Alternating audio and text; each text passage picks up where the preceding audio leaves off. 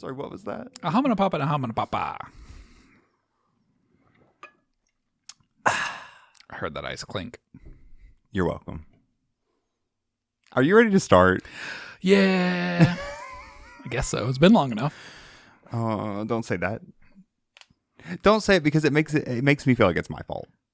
It's both our faults. I'll share the blame on it. Thank you. You're welcome. That makes me feel at least a little bit better. But guess what? We back. Season 5. This is season 5, isn't it? Victory lap. Victory lap, if you will. See, and I know we're calling them seasons, but if we were going to call them semesters, this wouldn't be a victory lap. You'd just be in your junior year. We're ready to go study abroad. We're ready to... Yeah, because everybody does that. If you're going to do it, it's a good time to do it. I mean, your junior year? Yeah. It's actually, I think it's Duke. It's like the common time for, it's like a very common thing for Duke juniors, I think. To go study abroad. Wow. Yeah, I would not study abroad my junior year. Do you know what my junior year of undergrad looked like? 20-something hours a semester. You could have been partying up in Spain or something. Nope. You know what I was doing? I was working on shows and I was writing a lot of papers and reading a lot of books. What did I do my junior year? Playing some menus. We had very different experiences in undergrad. Yeah. Because I'm also remembering it was supposed to be even harder, but I put off taking what we call modern critical theory for my English degree. Mm-hmm. I put that off to my senior year. So I was actually, and I shouldn't have done that because I was taking modern critical theory, which is supposed to tell you how to write your senior thesis, like the critical analytic. But you were taking lens. it while you wrote your senior So thesis? I was taking it while I was writing my senior thesis going, what am I doing? And I'm still not sure how I got through all that without like absolutely having a breakdown. Oh, I'm sure there were a couple breakdowns. There were. I was in like 2 or 3 shows that semester. I was applying to grad schools. Okay, well, we're not going to unpack your trauma today. I don't know. I think every time we reopen this podcast, we unpack my trauma. A little bit. Oh. It happens all the time. No matter where we are. Man, we're about like 2 minutes in and I already gave my first exasperated groan. That's normal. Welcome to Creepy Campus Podcast, guys. Yeah. Let me put on my hosty voice and sound like that. Hi, I'm Jeremy Cloyd. Assistant Professor of Theater at Lindsey Wilson College. I'm here today to talk to you about bleh. Whatever it is. There's no definitive thing I'm here to talk to you about today. Count Chocula. Bleh. Oh, so that inane human is Jeremy Cloyd. Yeah, that's me. Yeah. That one that's done with me right now, that's Doug Tate. Very done. I almost used your like full name for no reason. Am I in trouble? Yeah. Oh my gosh. Well, we're back for season 5 to tell you all more creepy things about college and university campuses. And I know I have some weird stuff today. I do too. Well, that's sad. I thought one of us wouldn't have. You know, it's kind of the whole point of the show, so I'd hope. Well, I mean, I was hoping one of us would have like a really light, kind of like fun haunting. Oh, no. And I don't have. Mine's not like tragic. It's just creepy. Ooh, mine's like headline in the newspaper tragic. Hmm. Also, this little ghost light behind me. Yeah. I can see a reflection of it in my your glasses. And so there's a ghost just floating over here. Like a Pac-Man style ghost just floating over here. Oh, no. Anyway. Sorry. I'm playing with my headphones. I'm doing the things over here. We're doing all the things. We reset the studio. I think that's why my brain is like, okay, what are we doing? Yeah. Because we're not looking in the same direction. What do you mean? Like we're literally looking in a different like we're facing a different direction. We're facing a different direction. Ooh. I don't know what this was. As I bounce in the chair. Oh my gosh. Let me just do a little. There we go. Just a tiny little poop. Just a little. Hopefully the hydraulic thing doesn't just give out and just go. in the middle of the show. These are not old enough for the hydraulics to give out. They are from like Walmart. It's still. It's like the basic like $20 chair. Okay, so since yours is tragic, why don't you go first so that we don't end on headline tragedy? Okay. Like capital T tragedy. Okay. But first. First. Do you know where we're going? Life is old there. Older than the sea. West Virginia. I almost started Country singing roads, the song. take me home. I was like, wait, hold on. I'm going to sing through that to find where we are. Yes. So today we're going to go to West Virginia. Which But I don't not think... West Virginia University. No. Okay. No. So founded in 1872 to serve the higher education needs of central West Virginia, Glenville State University is West Virginia's only centrally located public university. So it's like smack dab in the middle of West Virginia. That's a weird place for a college university just because it's really remote. It is very remote. It was originally founded as a branch of West Virginia Normal School, and it later became known as Glenville State Normal School. So all of those state institutions forever and always. Yep. But it evidently was a great place for an institution. In an 1873 letter to the editor of the Weston Democrat, a writer said, "No place on earth could have been more suitable for the establishment of the state normal school than Glenville." Wait, Weston, West Virginia. Well, that's where this paper is based out of. I know that place. Okay. That's where one of the times I was on my way to New York. Mm-hmm. I think I was working at the college and we were on our way to New York and our tour bus just like That's where you broke down? Broke down and we were stuck at this random outdoor shopping center that had a McDonald's. Is this the McDonald's you got food poisoning from? And I got horrible food poisoning and it could have been a mixture of food poisoning. You got a salad at McDonald's. You were asking for it. Those used to be like the thing. It's not a salad shaker. No, it was after the salad shaker, but it used to be a thing. But I did get food poisoning, but I think I also was like hot because we were in the like beaten down sun, and this tour bus company just was like, whatever, it's fine. Remember earlier we said we weren't going to unpack your trauma? That's not trauma. That's just, I don't know. That's just like a thing that happened, and it was kind of funny. It was. And so I know where Weston, West Virginia is. I actually know exactly where that is. Okay. Well, this letter to the editor of the Weston Democrat. So no place on earth could have been found more suitable for the establishment of the state normal school than Glenville. The place is retired, healthy, and possesses every qualification requisite for a place of study and thought. The inhabitants are civil, moral, refined, religious, and generous to a fault. Everything about what you just said bothered me a little bit. It almost sounds like lines out of The Music Man. It does. It's just like the to a fault was what got me. Yep. In the early years, Glenville Normal School was obliged to devote resources almost exclusively to secondary studies. There were pretty much no high schools in the area. Wait, really? Yeah, so they had to, the first few years, they're supposed to be teaching teachers. Yeah. They're just serving as high schools. Which, to some degree makes sense. I remember, like, where you work, mm-hmm. It was a normal school. Yeah. Or a state school, right? Yeah.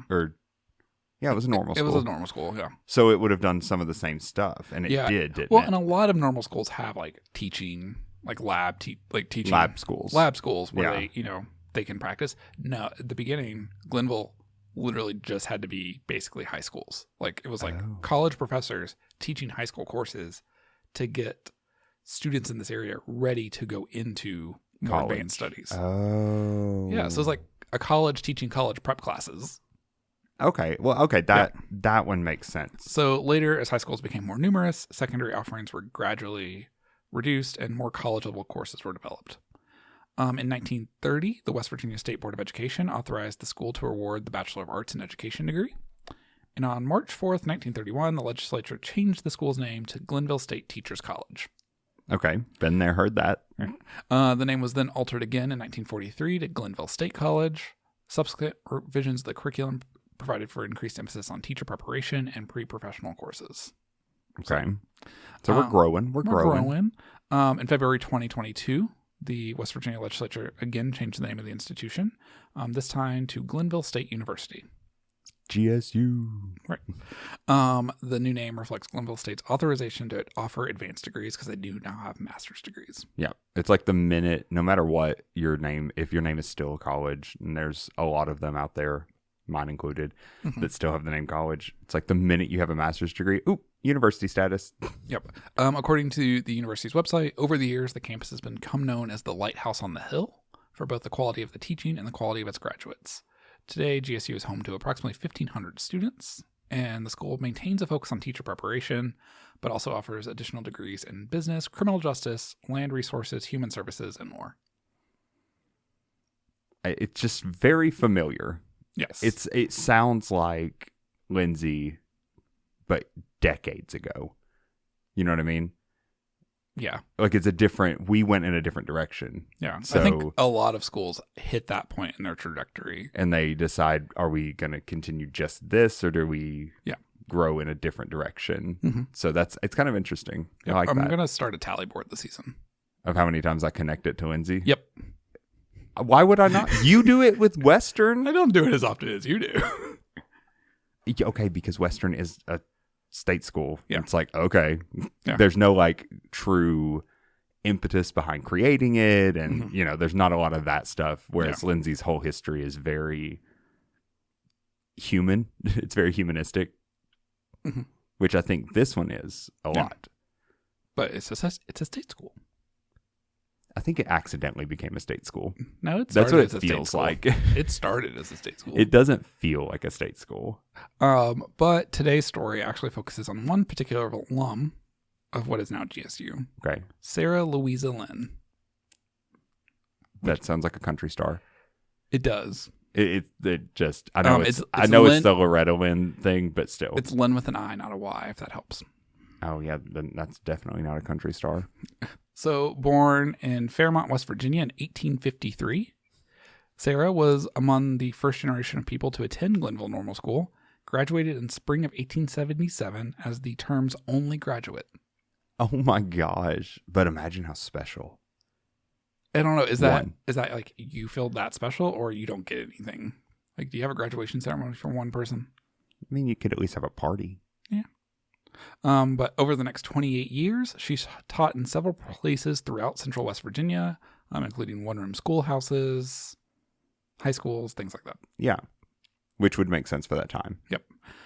In June of 1905, Sarah married I.L. Chrisman. I.L.? I.L. Chrisman. Okay. That's how he's referred to in everything I found. Sarah was 52 years old at the time and subsequently retired from teaching, as it was believed at that point that married women shouldn't be teachers. Ooh, I remember, I've remembered hearing and seeing this kind of stuff. Yep. Now, according to court documents, Sarah claimed that her husband abandoned her less than 6 months after their marriage. Oh my God. He just up and left. She indicated he had no reason. No reason. He had no reason. But he had left in December of 1905. It's unknown if she ever heard from him again. But I personally doubt it because, men are trash. Oh, yeah, but also, he just ran off. What was the point of that? No idea. Why would you even go through with a marriage where you just married this woman, you made it to where she can't teach anymore, she can't work. Yep. You made her a pariah for that, and now you're leaving her, which is also making her kind of a pariah. Yep. In 1909, she filed for and was granted a divorce, which means she sat married to this guy who was just not around for 4 years. But I guess that was long enough to prove to the court that he's not coming back. What is that? What it is? You have to wait until probably. He decides to come back. No. So she filed for and was granted the divorce. The judge also gave her permission to take her maiden name back. Yeah. I don't want this guy's name. It almost wonders if they were waiting. Is he dead? Could he be declared dead? Is that what? I'm not saying I hope he's dead, but I mean, he's dead now. Okay, he's definitely dead now. Yeah, that makes total sense. There's little known about what Sarah Linn did from 1909 to 1919. It's widely believed that she may have run a boarding house for female college students from her home. Her house was right next door to Glenville State. Oh, so she became literally an early thing for housing residence life. Not really. It was more so she just ran a boarding house. Yeah, but I like to believe, especially since the demographic of students would have likely been women, to become teachers. Yeah. I like to believe she was taking care of them at a time when they couldn't be taken care of by society. Well, and a lot of early schools at that point, housing on campus was boarding houses around campus. Right, which is kind of the early idea of like dorm mothers. Yeah. Because it is more of that motherly thing. So that's a widely held belief. Another belief is that she began making and selling wine out of her house. Go off. But there was no I'm here record for it. discovered that indicates that. Court documents do indicate, though, that she accumulated a fairly large estate. Okay. And she was even a shareholder of a local bank. She was allowed to be a shareholder? She was a strong, independent woman. I cannot believe they let her do that in West Virginia, of all places. I mean, and I'm saying that from Kentucky, so it's like pot, meat, kettle, but still. Yeah. So on February 15th, 1919, Sarah's nephew, Howard R. Brannon, was made aware that his aunt hadn't been seen in town in several days, and no lights had been seen on at her house. Okay. Howard, his boss, who also happened to be the mayor of Glenville, and several other individuals set out to investigate. What happened next was recorded in the February 20th, 1919 edition of the Glenville Democrat. Here we go. Yeah, so Headlines, guys. paper reads, before entering the building, they noticed through the window that her living room was in disorder. Chairs being turned over, table upset, and paper strewn over the floor. They gained entrance through a door at the back porch, which was open. And on entering her living room, found her lying dead on the floor, and by the body was found a large club, and the back of her head had been struck a violent blow, and from the appearance of the club, doubtless it was used, because blood and hairs were noticed on the club. Oh my God. Yeah. What? Yeah. Okay. Also, these old-timey newspapers are really like a run-on sentence. It's really run-on. It's very pre-AP, but still, it's very run-on, and they will tell all. Yep. A coroner's inquest was held immediately. In their opinion, Sarah L. Linn had come to her death by a violent blow on the back of her head by someone to the jurors unknown.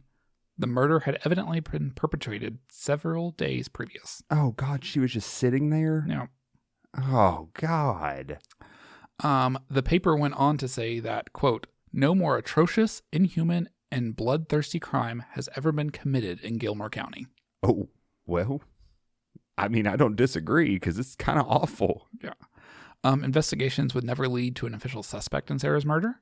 It's believed that the motive may have simply been a home invasion and attempted robbery, but relations of Sarah say that she didn't keep money or valuables in the house, and those that they did know about weren't missing.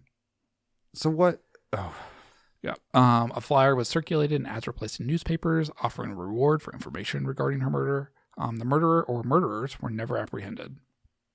Several different theories have surfaced over the years. The most popular theory is that the person or persons involved in this crime were part of a local elite family and a cover-up took place. Oh, well, I mean, that do be making sense. I mean, the mayor himself is one of the people that found the body. Oh, I missed that part. Yeah. Because he was Howard's boss. Also, Howard, her nephew, worked at the bank that she was a shareholder of. This is like small town politics. And all I can hear is I work at the bank, that TikTok sound. I was thinking it's like Murder, She Wrote and Andy Griffith mixed together. Yes, that's exactly what it sounds like. Yeah. In 2003, though, Glenville State College's Robert F. Kidd Library received information as part of like a donation of materials that added to the cover-up theory. What? Yeah, I don't know what the information was. They don't have it electronically. They're like, oh, we don't tell you. We're not gonna tell you without you coming here. If you're nearby, if you're near Glenville, West Virginia, and you want to go visit the library at Glenville State, you can find out there. But yeah, please find that out and send it to us. We just want to know. Learning's not hard when you have a library card. Listen, do you remember the last show we did where we literally spent so much time in library archives? Yep. So true. Sarah Louisa Linn was laid to rest in a small cemetery near her home. 5 years after her murder, the Linn house was purchased by Glenville Normal School. The house was razed and a new women's dormitory was built. Verona Maple Hall. Rowona Maple. Verona. I thought you said Rowona. Verona Maple. Verona Maple. Yep. But of course, that can't be where our story ends. Well, no, we're not done. No. So there are accounts that Verona Maple Hall was haunted, But the bulk of our stories begin with Clark Hall, the building that currently sits on the land once occupied by the Linn home. Okay. So Verona and Clark were built around the same time. Verona was torn down at some point, but Clark Hall still remains. Okay. Yeah. I'm following what you're saying. Yep. So during the years after World War II, Glenville State, like most institutions, went through a period of rapid growth. Mm-hmm. It was during this time that attention to the ghost of Sis Linn became more prevalent. Sis Yeah. Linn, that is West Virginia. pop off, sis. Oh, gosh. Although no records indicate that Sarah had been known as Sis, it's highly possible this nickname had been passed through the student body since her time in Glenville. Right. That would make sense. Especially if she is this like maternal figure taking young students into her home to take care of them. Right. They're going to have like a pet name for her. It's not even just a pet name. It's like a honorary almost. It's an endearing name. Like you do care about this. Yeah. Like I could almost see her being named like Mama Linn. Yeah. Way. Oh, So. I mean, people in high school called my mom Mother Teresa, which I know what it sounds like, but she was their mother at school because she was a secretary. I mean, that's fair. A little sacrilegious, but that's fair. But we weren't Catholic. We were extremely Protestant. Extreme Protestantism. Well, okay. Sort of. Anyway. All right. Many stories about her death and students' ghostly experiences began to show up in editions of the student newspaper, The Mercury, in the late 40s and early 50s. As time passed, more and more individuals have come forward indicating that they have had a run-in with the ghost of Sis Linn. There are many staff, faculty, and students at Glenville that have indicated they have seen the ghost on campus very recently. Oh. It is like a common thing up till this day. Even better. Yep. The following accounts were reported in 2014 in a press release that was assembled by Glenville State's PR department and sent out to newspapers and media outlets across West Virginia. Ooh. And it wasn't even part of a Halloween thing. They released it in like March. So they're like us. They're like just fun spooky things. Spooky things. Even though we're in September, so we're headed towards spooky season. Yeah. So I've got a couple of different accounts from people about their experiences. So Professor Connie Stout Odell, who still works at Glenville State, Okay. looked up, reportedly had an experience of one summer evening in Clark Hall. She was grading papers when she heard a horrible noise. It sounded like metal chairs being thrown around and as if people were moving metal desks, Stout explained. She said that the noise lasted for 10 to 12 minutes. Wait, she just let it happen? I mean, it's kind of a normal noise to hear in a classroom building. Like Okay, desks being that's moved, fair. until you realize, like, wait. There shouldn't be anyone here. Right. See, that's why I was thinking. I was like, one of the building where my office is, Yeah. I'll hear, not from my office, but like if I'm teaching in a different room, I'll hear like, grrr. Exactly. And it's a normal thing to hear. Yeah. But then if I heard it at night or something, no. So Stout said, I thought it was the secretary moving things around downstairs. I stopped grading papers and thought for a moment, it's weird, though, because the noise sounded like it was coming from downstairs and upstairs and from the hallway behind the offices. It's everywhere. It's everywhere. So she decided to go downstairs and see what was going on. Before she got to the second floor, though, she thought to herself, what if this is Sis Linn? Just as she had that thought, the noises stopped and there was complete silence. There's a lot of weird happening here, but She left. What if this is Sis Linn? She left and found the secretary who had been out of the building for over an hour. Stout had been in the building alone. Naturally. Yep. But Stout was not the only professor to experience something in Clark Hall. So another professor was working late one evening alone in Clark Hall. He was in his office on the second floor when something peculiar happened. Oh, God. I heard metal chains dragging on the floor and then a door closed. The door sounded like a prison door closing. Marley? Is that you? I mean, he then took his work home with him and left the building for the evening. After that, I started taking my work home all the time. No working late. Yeah. I'm going to tell you right now, if that happened to me, because I've spent a lot of late nights like working in my office when I need to get something done. And this is my own paranoia, because my office is weirdly behind another door. Yeah, it's like in a suite of offices. Yeah, which is a very old school thing, I think. Yeah. So I will close that door. The outer door? and not close my office door because I don't trust that if I leave that one open, that that something, I just get weirded out. So if I heard all this, I would not be staying late ever again. Yep. A former GSC director of residence life said that on Halloween night one year, he was standing outside the former dorm at Lewis Bennett Hall, which is right across like a little quad from Clark Hall. Yeah. With a security officer and saw a couple of students playing with the Ouija board when one of them started yelling. I'm not going to do this because it's just more editing for me, but I really want to put a thing over the video right now that just says stop messing with Ouija boards, or like the design that you made. Yeah. I want to take that as like a PNG and just boom, boom, boom, boom. Maybe you do need to send me those original graphics so that I can use them.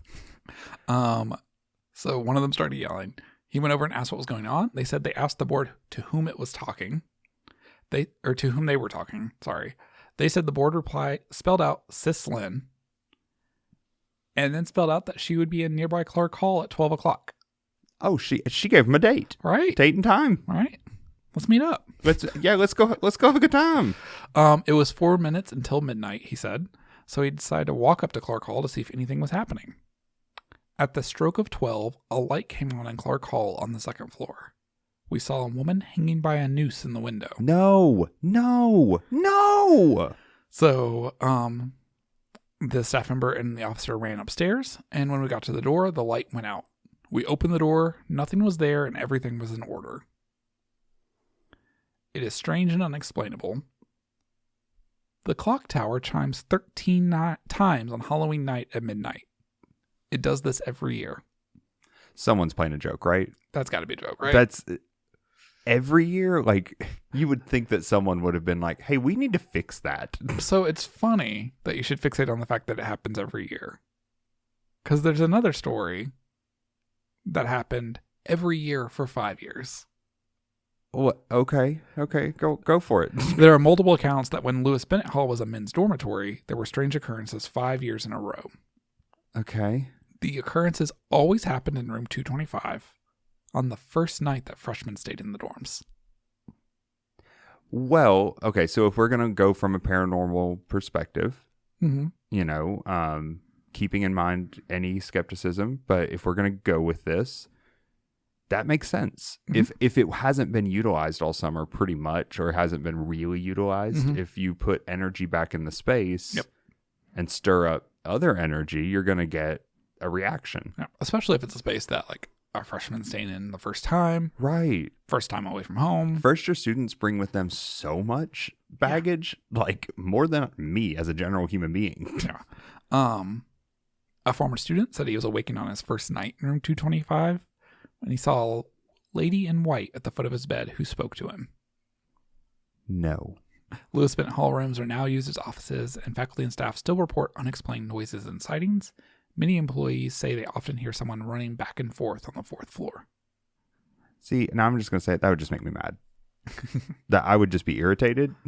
Stop running. It's like, I mean, I don't know. You had these rules when you were in RA, right? About with your, we always called them my guys because I was in a first year male hall. Yeah. And I had rules, not just with my guys, but with the guys upstairs. They weren't even mine. They were another RA's. But it was like, we do not run. We do not rattle these doors as you walk past. We do not bounce balls in the hallway. Like, it was just very specific. Like, just be respectful of people. So that right there. How disrespectful of that ghost. Exactly. I would have been up there. Not with a Ouija board, though. Not. If you can do all that and you still need a Ouija board to communicate with me, you're just being lazy. You're just a lazy ghost. Lazy ghost. Next door to Lewis Bennett Hall is the Harry B. Heflin Administration Building, which is actually the building where the clock tower that supposedly strikes 13 times at midnight. See, that's the thing. I want to know, is the clock tower mechanical? Has it been converted to electric, like digital, or like the kind that use the tapes? I don't know. So one campus service worker has reported being pinched by an unseen entity in the administration building. Handsy ghost. That's a violation. Another campus service worker has had many unexplainable encounters through her years working in the building. She said, I get anxious every time I'm in the basement of AB. I constantly look over my shoulder and work quickly to get out. Oh. Yeah. See, that to me says you feel something. Not that you're nervous, not that there's a weird energy here. Yep. While emptying trash cans throughout the building, she's heard her keys in the door begin to jingle, but they stop moving before she get back to them. Also, don't leave your keys in the door. I mean, if you're just opening it real quick to get trash out. I'm weird about leaving keys indoors. You and everyone that works in my office. Because I do it all the time, and people like walk by, and they're like, oh, do you want your keys? I'm like... I get nervous because I think someone's going to take them or something. Anyway. So she also said that lights will go off and on occasion. She's always the first and only one in the building during these incidents. Okay. Once she was working and heard a voice whisper, "What are you doing here?" in her ear. And she simply replied out loud, "You know I'm here every morning." That's me talking to ghosts. Right? Like, I work here. Yeah. Who are you? What is it? That TikTok sound? I'm the owner of this house. Who are you? I think the ghost would be the owner of the house. Oh. Especially if, campus is built on her house. That's fair. Yep. So the question is Sis Linn reaching out, still hoping someone will solve her murder? Or is something else going on at Glenville State?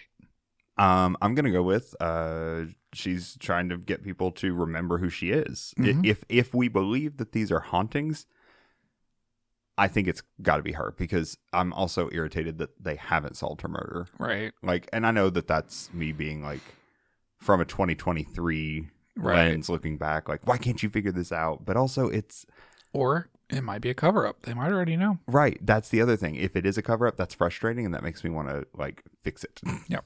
So I do have some pictures for you. You do? Yeah. Where are they? Are they in your notes? Nope. Just go to the general folder. Right there. Y'all, hold on. I don't know how to use the internet. Glenville. Yep. When did you do this while I was setting everything else up? Yep. Oh my gosh. All right. So that first picture. These are also going to be on our social media accounts. Yes. So the first picture is Glenville State as it looks today. It's really pretty. It's really pretty. You know what it reminds me of? It reminds me of a bunch of the colleges that are connected to IQ. It's a very Appalachian college. It reminds me of like Alice Lloyd. It reminds me of even Morehead State. It's very much like in the mountains. Yeah. College. The next picture is a picture of Clark Hall. Ooh. So Clark Hall was originally built as the library, and then they built a different building for the library, and Clark Hall just became like a classroom and office building. And that style with those windows with the arch. Georgian. That very classic American college Georgian style. Because those are... And the cupola, which you can't really tell in this picture. The cupola is like awkwardly tall. It does look a little tall. So if you go back to the picture before... and look, Clark Hall is sort of in the back. Oh, yeah, that is weirdly tall. It's a weirdly tall cupola. Huh. Yeah. But all this is built on top of where her house was. Clark Hall and the building, I think the one that's like right sort of in front of it is Lewis Bennett. So her home was built right up in that little space. Because the first person that noticed that she wasn't at home and noticed that no lights were on was actually a young boy in town who wanted to go up into the woods behind her house to find hickory sticks for like smoking meats. And that's who went and looked and found her nephew. Huh. So the next picture is this is this is the Glenville Democrat. So the only existing the only copy known to exist is housed at Glenville State in the library archives as like a laminated sheet. So this is a photo of that laminated sheet. But the story of her death took up those first two entire columns. That's so wild. But that tells you like how big of a deal she was in that community. Yep. I think it's also funny. There's a smaller article on this page that the newspaper was running at like half staff because of flu, and I realized this is the time of Spanish flu. This is Spanish flu. This was a major epidemic. Yep. Oh my God. And then the last picture is a picture of Sarah Louisa Lynn's grave. It's really pretty. Like it's that simple of the time like headstone, but it's really pretty. Yep. And this shot makes it look like it's kind of all on its own. There are several. It's a small Yeah. cemetery, so there's other gravestones around. Because of course it is.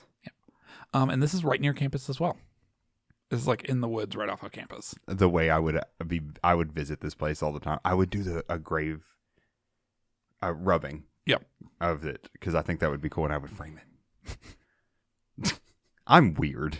But that is the story of Glenville State and Sis Linn. Well, Sis Linn, I would say rest in peace, but honestly, make someone find your killer. Like, make the truth come out, because I'm over that crap. Also, like, you got a Ouija board. Tell us who killed you. That would be the only time I'd be okay. I still don't think you'd be okay with it. And you're probably right. They just mess me up. I don't know. We're gonna find out in my story in a second. Is there a Ouija board? Nope. But there's something else in it that wants to mess me up as well. Okay. Well, are you ready? Yeah. Let's return to Kentucky, because I somehow found a Kentucky school with a major thing that we haven't hit that I've never heard of. The sun shines bright.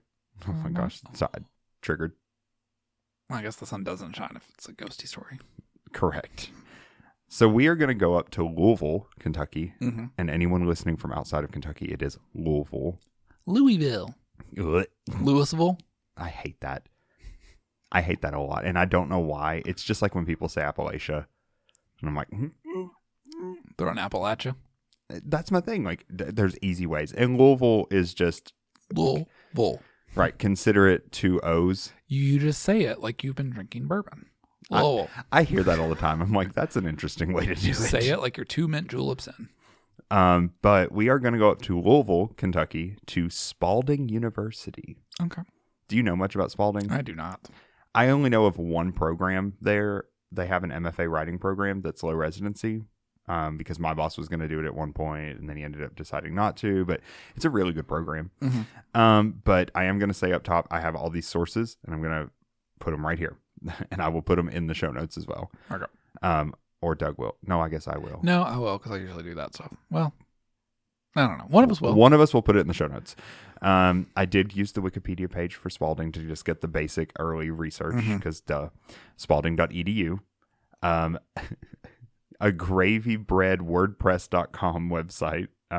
It's mainly for pictures. Another Wikipedia page on Old Louisville. And a big chunk of this is going to come from David Domine, I think is how you say his name. Sorry, I'm so sorry, David. It sounds like you're chanting. Yeah. Cantate Domine. It's a song I sang in singers in college. But it's a book written by David Domine, who is an alum of Spalding. Mm-hmm. It's called Phantoms of Old Louisville, Ghostly Tales from America's Most Haunted Neighborhood. I think I've heard of this book. I bought it. It's on my Kindle. Like, that's why I don't feel bad about doing it and then shouting about, because it was really well written. Mm-hmm. And I want to read more of it, so I'm glad it's on my Kindle now. So a lot of it's going to come from there. Another Wikipedia page on someone that you'll hear in a minute, and then something else. Oh, it was another book called Louisville Past and Present by M. Joblin and Co.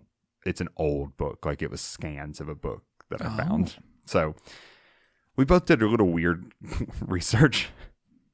Okay, so Spalding University. Spalding is a private Catholic university in Louisville, Kentucky. It's affiliated with the Sisters of Charity of Nazareth. Okay. Does that mean anything to you? I mean, it's just the order that it's affiliated with. So. I know so little about Catholicism. It's really unfortunate. So from a general standpoint, Spalding University traces its origins to Nazareth Academy, which is one of the oldest educational institutions west of the Alleghenies. The Alleghenies? I always say it wrong. Alleghenies is right. It's just a section of the Appalachian Mountains. I always love that people need to put specific parts of it like that. Yeah, but it's like a more northern section. It's a northern section. It's like so Pennsylvania. I don't know why it's... I don't know. It's all part of Appalachia. But that was a word. Nazareth Yeah. Academy was founded in 1814 by the Sisters of Charity of Nazareth and was located originally in Nelson County near Bardstown, Kentucky. Okay. Okay. Spalding was actually named after Mother Catherine Spalding, foundress of the Sisters. I like the word foundress. I do too. I think we should bring that back. So in 1829, the legislature of the Commonwealth of Kentucky granted the school a charter, allowing the school to confer degrees so they could have like actual accreditation.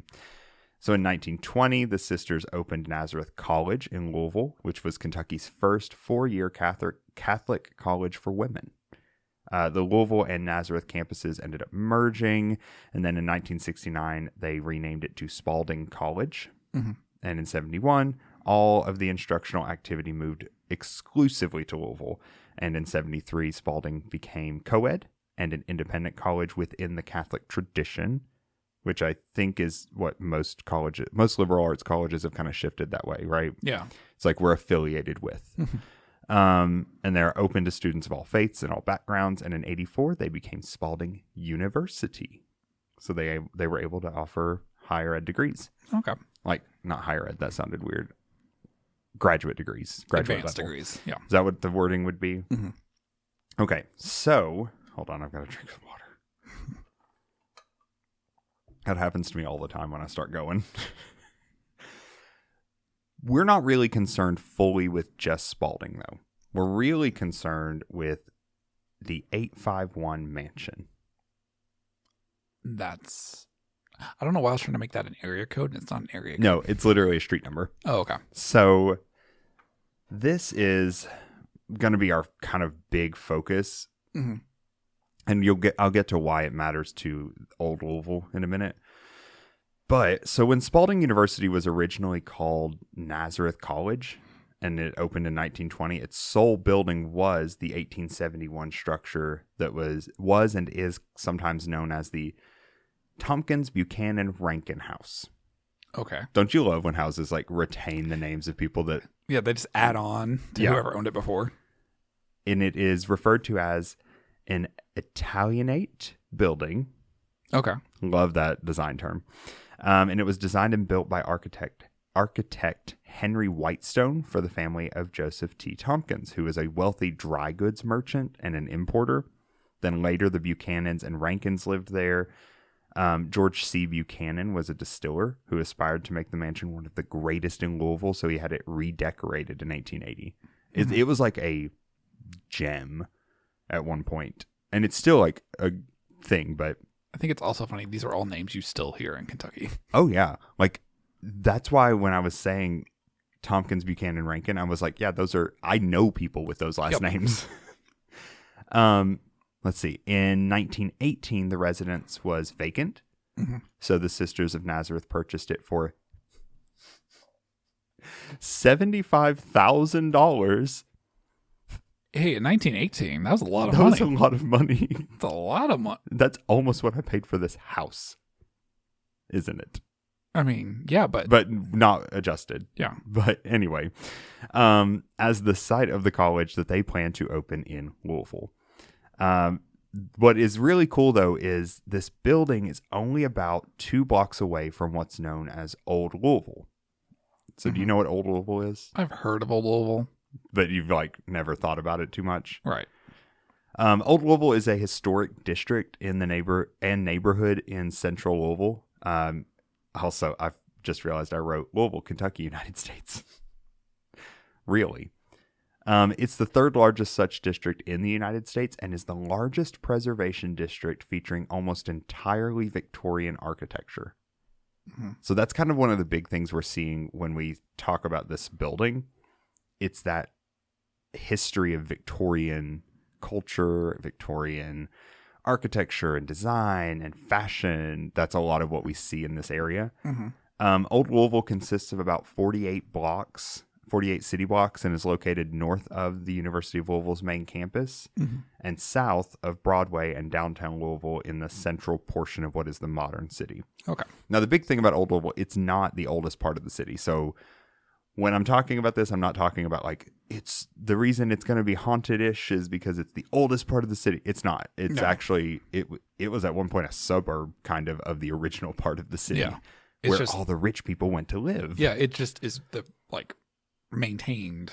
Yeah, that's the thing. All the rich people went there and built these nice big houses because they were working in and around Louisville, and they, just kind of made a wealthy district. But okay, so that's our setup of where we are, right? And we're talking about this massive mansion that becomes part of the Sisters of Nazareth, make it the Nazareth Academy, and then it becomes Spalding University, and it is still used there today. Okay. So it has actually had this long, long life of being a major building on the campus. And they've actually, this is the sad part, the facade is gone. So it doesn't look like on the front side, the Italianate beautiful building that it was. The inside, though, aside from where it's connected now, it's got east wings and west wings now. But aside from that, when you go into the main section, it looks Victorian. Okay. A lot of the furniture is the same, like literally preserved, and students hang out in there. It's really cool. Okay. So what comes next is an interesting account from David Domine's book, Phantoms of Old Louisville, Ghostly Tales from America's Most Haunted Neighborhood. Note, David went to school there for writing, so that's probably why I loved a lot of his book. But I'm not going to just quote it. It was very well written, but not for a podcast. Right. And also just feels weird. Yeah. So in a nutshell, here's what's going on. David is writing this book. He's in the process of writing it, and it's his second book on ghosts within this old Louisville area. So he's going around talking to people, researching, and just generally trying to get a feel for more ghost stories that he hasn't heard of before. And he's really trying to include Spalding because he's like, this old building, he had a feeling that it could have been something, and he gets some kind of vibe with it. You just get a vibe. So you're like, let me go talk to people. So in the book, he describes meeting a girl named Amber. That's her only name. He even says in the book, Is Amber a ghost? No. Okay. We'll get to it. That'd be weird. He meets Amber, and Amber only lets him use her first name in the book. And I'm like, well, that's weird, but go off, I guess. So she's a student at Spalding. She actually comes from Eastern Kentucky, which I think is an interesting thing to what she's going to say next. She happened to be hanging out in the mansion as he was asking students what they knew about, and she kind of had this moment of, I wondered when you were going to come ask me about this. Okay. She goes on to describe that the building is wrought with activity that she can feel and sense. And he has that question of, what do you mean? Yeah. And she goes on to tell him, I've always been able to sense feelings like that, sense things, energies. And I think while it seems like he believes her, she's annoyed with the questioning about it. Yeah. Which is kind of funny. She wanted him to talk to her, but then gets annoyed at his questions. I know. It was an interesting way it was written. I don't know if that was just her attitude in general. Yeah. Maybe. I don't know. But also, like, think about yourself telling people, like, I feel energies. Yeah. People look at you like you're a little off your rocker. Cuckoo. Yeah. So she says then, in her, like, I'm done with you kind of way, but I still want to help you. She says she and some friends have been holding séances in the mansion, and that he should come by tonight at about midnight for their next one if he wants to know more. There's going to be a Ouija board, isn't there? No, there's not. But what is a séance but a precursor to a Ouija board? I don't know. You're still inviting something in. Exactly. It's the same thing. It's not like when you're reaching out to ask. For some reason, there's something about the formality of it that just feels like, let me just open a door for anyone. Honestly, it's also just like showing up uninvited. Exactly. Like that feels... Let me just go knock on your door, see if these people will talk to me. Right. Like you're in their house. And they didn't ask you to open a door. Okay. So he goes. He does show up. And she is actually happy to see him. And I said the first seance that he goes to, it turns out to be interesting. Oh, boy. So Amber, along with her other friends, they gather for the seance, even inviting David to participate. They had a chair for him, and he turned it down. And Smart man. I literally wrote, good man. Good man. And during the seance, the group uses a method that involves a vase with a feather inside of it. Okay. Because, I mean, a seance, you've got to figure out how do you know if something's there? Right. So when they ask questions, the spirit is intended to move the feather. In many cases, like lift it just up out of the thing, and then it'll fall back down in. Right. Okay. So when attempting to communicate, the spirit that they believe to be friendly with them, that they've apparently communicated with before, David watches as the feather does in fact respond to questions. Ooh. Yeses and nos and things like that. So it seems that the friends may be making headway because they've connected with a spirit who's confirmed that they are there. Mm-hmm. And the spirit then, they go on to ask, when did you depart the earthly realm? That's a very complicated. Well, they're going with years. So they okay. start in 1871. They start with like the beginning of the house and kind of step forward to try and figure out who might it have been. Mm-hmm. So they're interrupted during this by the sudden sound of a piano that is in the next room playing these long, drawn-out notes. Just some stupid student walking by. Thank you. Good segue. Because David gets up and runs into the room because he's not involved in the seance. He doesn't think anything about it, only to find that there's no one anywhere near. No one else is in the building. It's locked up. That's why I kind of want the piano to go bum, bum, bum. This moment actually ended the first seance. Yeah, that's good time to end. They were done. And the basic idea here is that that had happened to them once before. Mm-hmm. When they make headway. It's like they're making, he describes it in the book as they're making someone mad, like a second entity who's getting jealous that they're not talking to him. But think about it. The question was, when did you leave the earthly realm? Mm-hmm. What if they were never here? Okay. Just saying. Just saying. So, let's answer that question a little bit by having the second seance. Okay. He does go back for a second seance. The group comes together once again, just as before, the vase and the feather. This time, choosing to ask the spirit, the one they like. Mm-hmm. How do you pick? The one who hasn't been creepy playing the piano. Okay, that's fair. So they ask the obvious questions first, learning that the spirit's last name was Buchanan. This is the Tompkins Buchanan Rankin? Yes. Yeah. So they find out that the spirit's last name is Buchanan by kind of just going in that process of elimination. Yeah. Just to see, like, could it be someone connected to the families? Mm-hmm. They then go through the alphabet, one letter at a time, to find what its first name is. Mm-hmm. Every single letter. And then when they get one of them, they go back and start again to get the next until they have a name. Apparently it took like over an hour to do this. Yeah, that would take forever.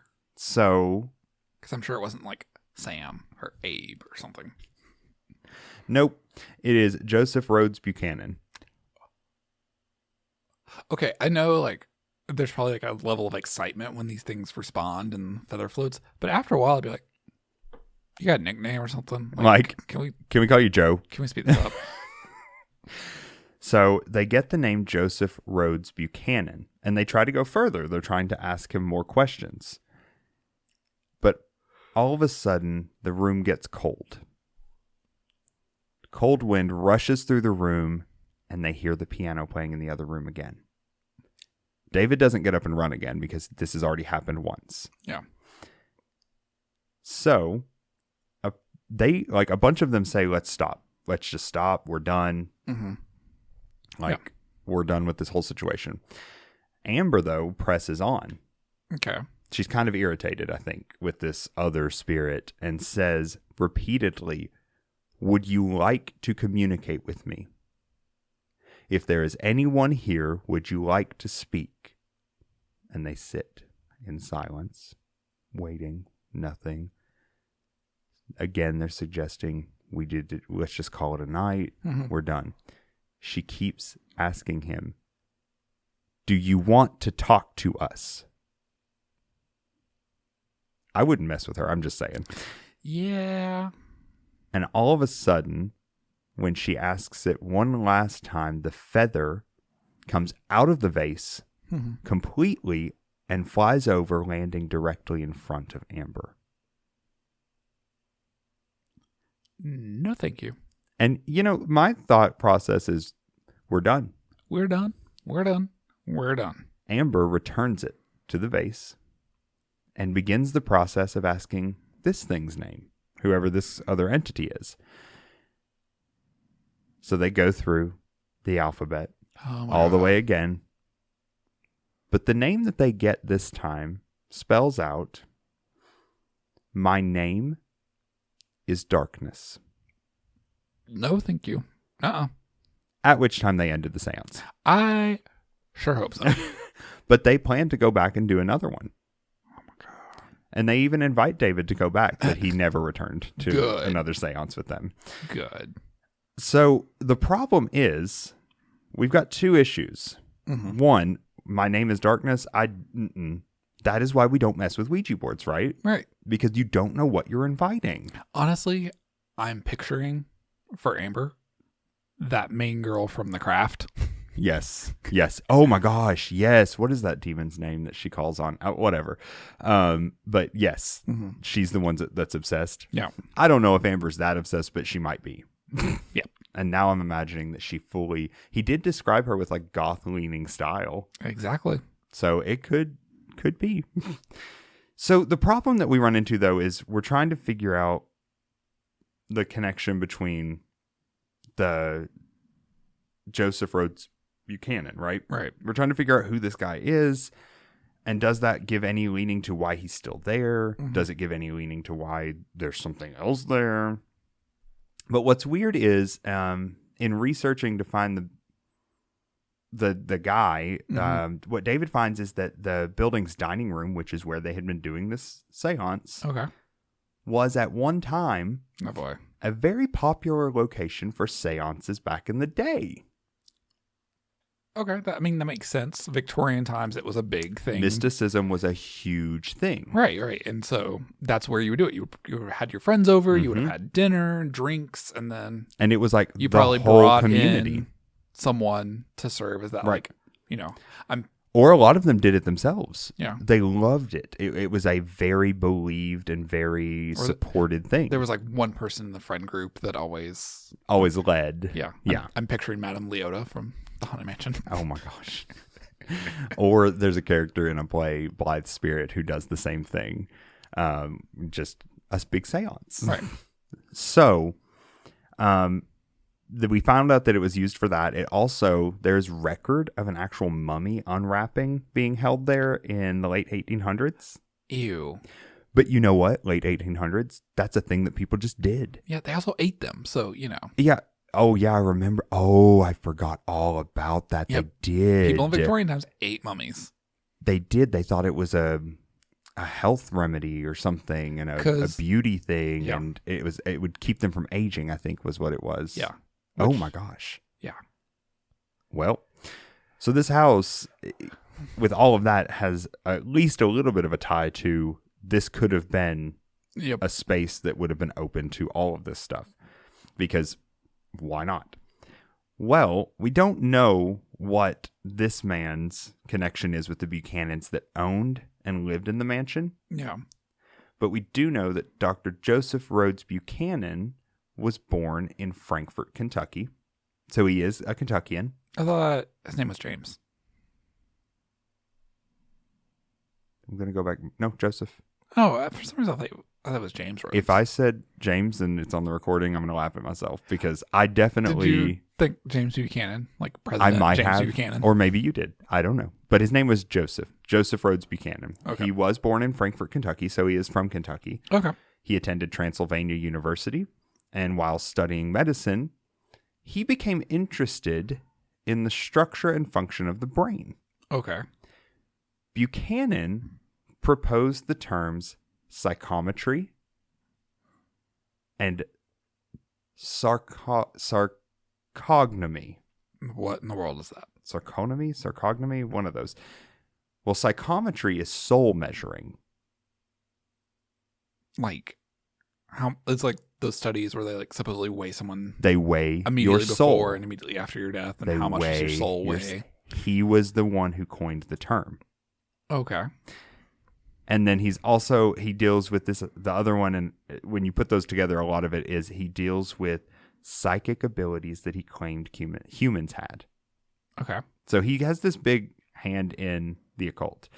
Now, his promotion of paranormal powers in humans caught the public imagination of the period. He was a major player in that world of mysticism, and he really believed that eventually psychometry would make the science of the day look like a joke. Yeah. That was the full big belief, which makes sense for this period. And there is only record of him living in Louisville later in his life, and he was very active in politics there, but he did not live in the house. So we don't really know what his connection to the Buchanans were there, but I think it is impossible to believe there's no connection between his name popping up in this haunted house and his belief in soul weighing. Especially when we know like seances and stuff were held in that house. Right. I have to believe there's a connection that we just don't have. Crazy cousin Joseph from Frankfurt. Why do I feel like that's someone talking about me? So that's where the big haunting comes from. We don't know what it is. We know that things like this happen. Security guards claim to see and hear things, but the major thing was this seance, this series of seances that, oof. So if we want to look at the pictures, I didn't put them into a PowerPoint, but they're at the bottom of my notes. No one's perfect. You didn't do it till literally we got down here.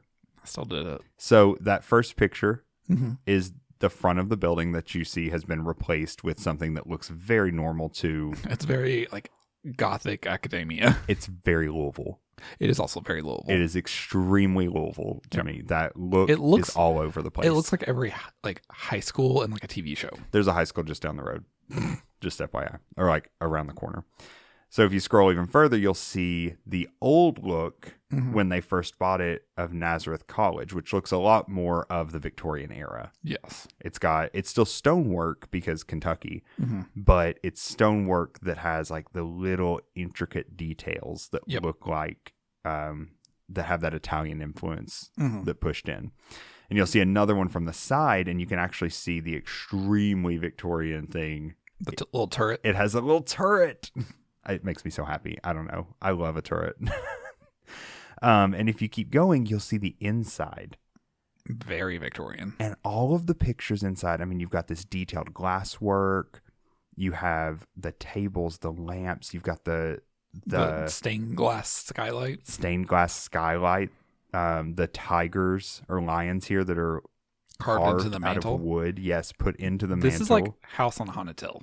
Yes, it is. And it's also like, I love the light fixtures because all of the light fixtures from that day had the globe look on them. So it was clusters of little white globes. That's how everything was done. But what's wild to me is just this place looks so much like it would have looked at the time. It does. It straight up looks like you could have just teleported. Yeah. Time traveled? Same thing. So that's the haunted 851 mansion, or 851 building is sometimes what they call it. Okay. At Spalding University. Weird. Stop doing seances. Stop using Ouija boards. Gonna get a feather in a jar and put it right here. Oh my gosh, please don't. I'm just imagining like a big like apothecary jar with a feather in it. Which for some reason, like, I don't know. You enjoy that? I kind of like that idea. But if I saw that feather move. Well, it makes me think of Dunzo. The thing where you're not supposed to put like a, what is it called? A peacock feather. You can't put those on stage. Like it's a big superstition, which makes me think like you probably shouldn't put them in video either because connection.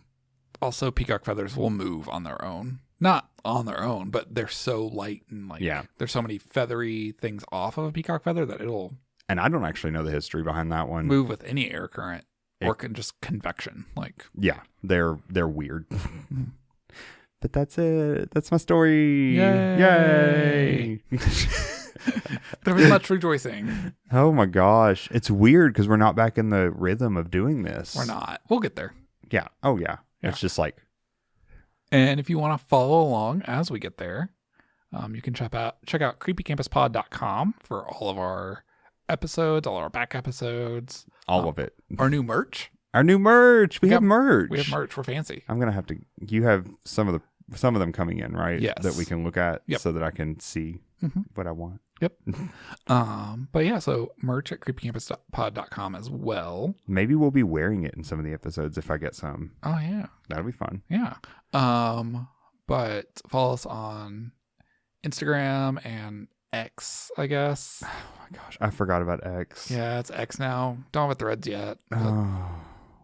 Well, we might just have to make a Threads. Yeah, we're on Instagram at least. Yeah, I mean, everything goes through Instagram half the time anyway, so we're on there. You can watch these videos now on YouTube. We'll have them up there. And I'm also working on uploading our back episodes that don't have video. To YouTube? To YouTube. So if you want to, if it's easier for you when you're hanging out in your office or at home, just start a YouTube video. Yeah, a lot of people love that because they turn it on the TV. Exactly. I do that. Also me, but I also put in my headphones and just walk around the house. But yeah, so yay! We're back. Season 5. All right. Yeet. Bye. Bye.